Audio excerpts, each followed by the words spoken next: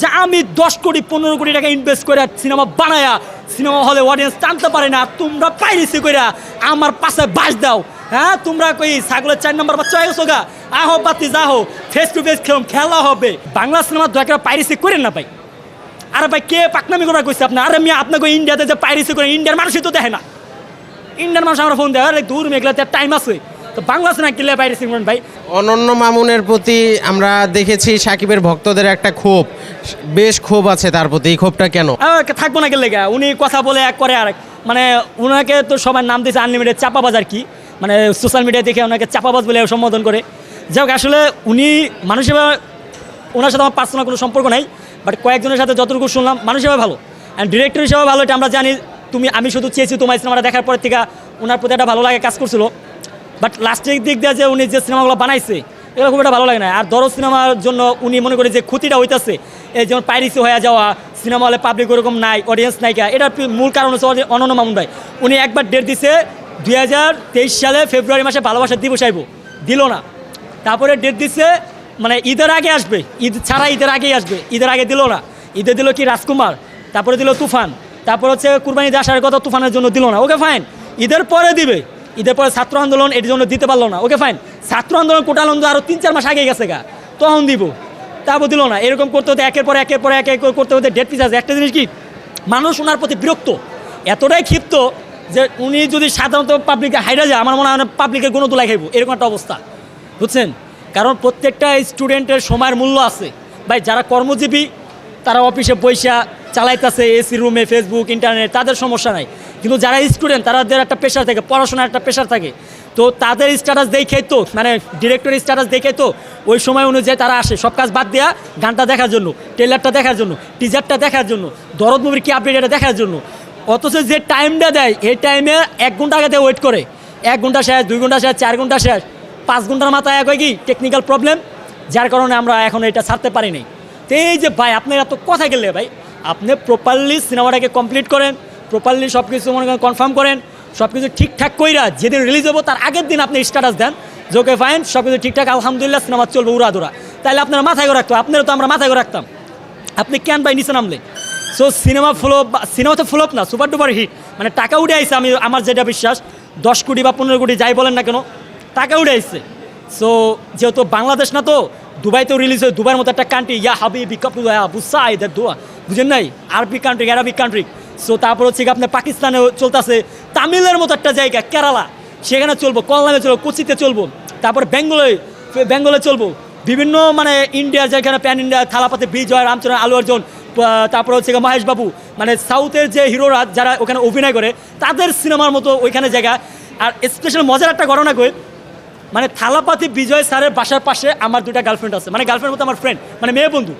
So ওরা হচ্ছে তামিলে ইয়া করে। আমি ইনস্টাগ্রামে ঘটনাক্রমে আমি টিজারটা শেয়ার করছিলাম, অ্যান্ড টিজারটা ওরা দেখার পরে, এই দিস ভিলেন মাই কান্ট্রি, মানে আমার দেশের হচ্ছে ভিলেন রাহুল দেব, বলিউডের, মাঝে মানে sometime now movie see you your, okay okay. তারপরে হুই ইজ শাকিব খান, বললাম যে our Shakib Khan, our Bangladesh film industry superstar, mega star.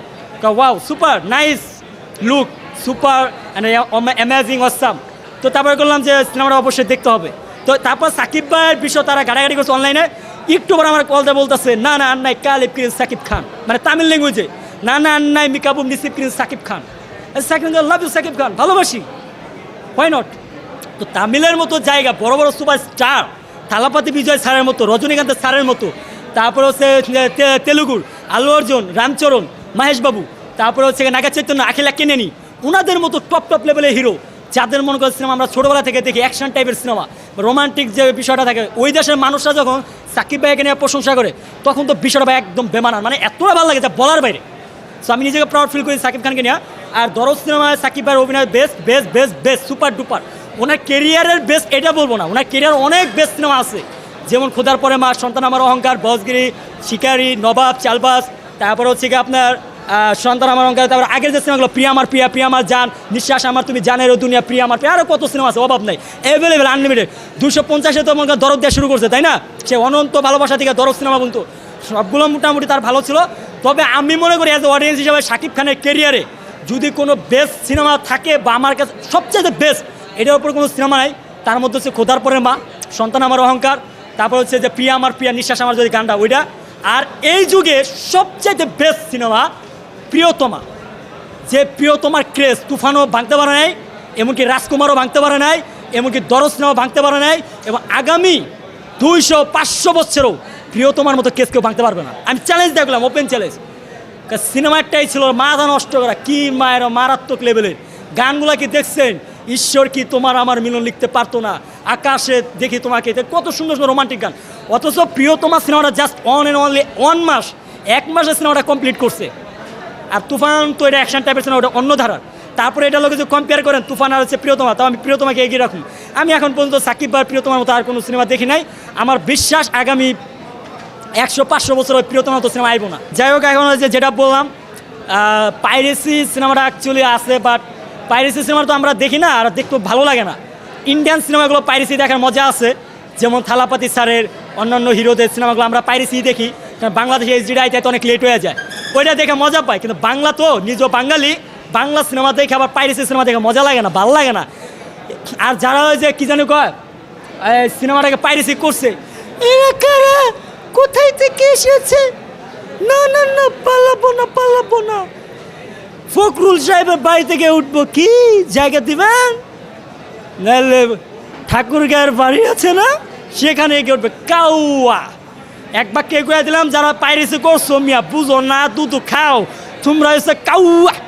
আর কিছু কইলাম না, মানুষের একটা ইমেজ আছে, সো সবাইকে ভালোবাসি, মন থেকে লাভ করি, তাই কারোর বিষয়ে খারাপ কিছু বললাম না। বাট বাংলা সিনেমা দয়া করে পাইরেসি করেন না ভাই।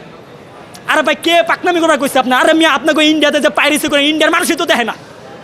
ইন্ডিয়ান মানুষ আমরা ফোন দেয়, আরে দূর মেঘলাতে টাইম আছে, তো বাংলা সিনেমা কিনলে পাইরেসি করেন ভাই।